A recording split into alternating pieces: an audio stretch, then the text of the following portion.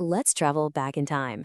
Between 1200 and 1450, the world was this incredible patchwork of developing states, empires, and kingdoms, each buzzing with its own unique ideas and cultures.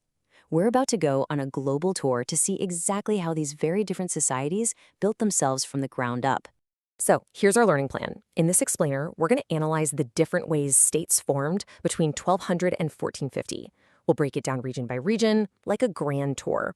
By the time we're finished, you'll be able to confidently compare and contrast all these different methods of state building across the globe. Here's our itinerary. We'll start with the powerful blueprint of Song China, then hop over to the innovations happening in Dar al-Islam. From there, we'll explore new powers popping up in Asia and Africa, then contrast what's happening in the Americas and Europe. And finally, we'll zoom out and weave it all together for the big picture. First up, Song China. You kind of have to start here, because in so many ways, it was the civilization setting the benchmark for what a powerful, organized state could look like in this era. So what was Song China's secret sauce? It was this incredible thing called the imperial bureaucracy. Now, this wasn't a system where you got a government job because of your family name. No, this was a meritocracy. To become a state official, you had to pass these incredibly difficult civil service exams based on Confucian philosophy. This created a super effective centralized government run by the best and brightest. And here's where it gets really cool. That stable government fueled an absolute economic explosion. They had massive innovations in farming, like champa rice, which let them get 2 harvests a year instead of 1. All that extra food meant bigger cities, a booming iron and steel industry, and a true commercial revolution, all connected by the massive Grand Canal and fueled by the world's very first paper money. Okay, now let's pivot. We're leaving the super centralized power of China and heading to the Middle East, to Dar al-Islam, a world that was experiencing 2 things at once: political fragmentation and amazing intellectual innovation.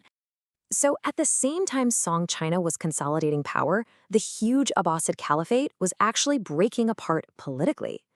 But, and this is a huge but, this was not the end of Islamic power. Not at all. Instead, a whole bunch of new dynamic Islamic states rose up to take its place. And a lot of these new kids on the block, like the Seljuks, were Turkic peoples who had migrated into the region and adopted Islam. And one of the most fascinating examples of this is the Mamluk Sultanate in Egypt. The Mamluks had a wild origin story. They were originally non-Muslims, often young Turkic boys, who were enslaved, brought to Egypt, converted to Islam, and then trained to be an elite warrior class. They became so powerful, they eventually just took over, creating one of the most stable and powerful states in the Islamic world for centuries. Now here's a crucial point. Even though the political map was fractured, Dar al-Islam was a buzzing center of learning. You had the House of Wisdom in Baghdad preserving ancient Greek texts, and scholars were making huge leaps in math and medicine. A lot of this knowledge actually made its way into Europe through places like Spain. And Islam itself kept spreading. Not so much by the sword anymore, but through merchants on trade routes and charismatic Sufi missionaries. Okay, let's keep expanding our tour. Now we're heading to South and Southeast Asia and down into Africa, where we're going to find even more diverse ways to build a state. And South and Southeast Asia, you really can't talk about the state without talking about religion. It was the absolute bedrock. You had powerful Hindu states like the Vijayanagara Empire and incredible Buddhist states like the Khmer Empire. They used their shared beliefs to unify people, justify their rule, and create amazing culture. And at the same time, you see this awesome cultural blending, like the Bhakti movement in Hinduism and Sufism in Islam, which both focused on a more personal connection to the divine. Meanwhile, down in Africa, powerful states were rising up, often built on controlling key trade routes. And way before the famous Great Zimbabwe came to dominate, you had the kingdom of Mapungubwe. They got rich and powerful by controlling the trade in gold and ivory across the Indian Ocean. These were sophisticated, wealthy states deeply plugged into the world economy. Okay, time for a quick self-assessment. I want you to pause for a second and really think about this.